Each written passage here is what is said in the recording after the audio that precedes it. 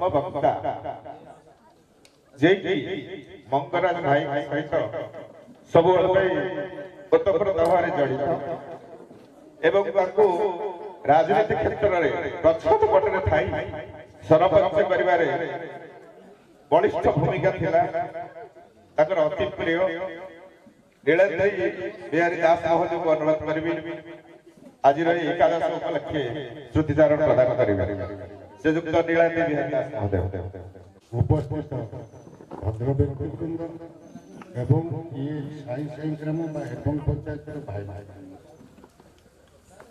मंगराज बाबद मुझे जानी आपण मैंने अधिका जानते तार वियोग आपते बाधि से आज ना भी आगामी भविष्य में आप जरूर बुझे प्राय तार मोर सांग पढ़ा लाइफ आजिका दिन जाए से मोर निजर गोटे सांग गोटे भाई तथा मो परिवार गोटे सभ्य बोली मुझे मानि आसी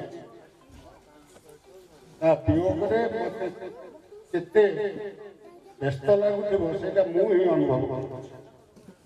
किंतु राजनीतिक जीवन भितर मंगू जहा ग्राम साई साई एरपंग पंचायत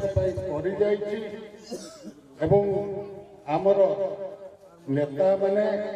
मंगू कथा को ग्रहण कर कार्य गुड़िक पूर्णांग कर भारी खुशी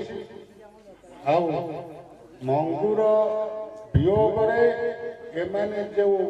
शून्य स्थान पूरण करने को चाहिए मो धारणा से पूर्ण हवा ये सहज नुह मु मंगलवार कौन कहि मंगलवार दिन सकाଳେ ମୁଁ ପଠେଇଲି आम्बुलांस से गला भुवनेश्वर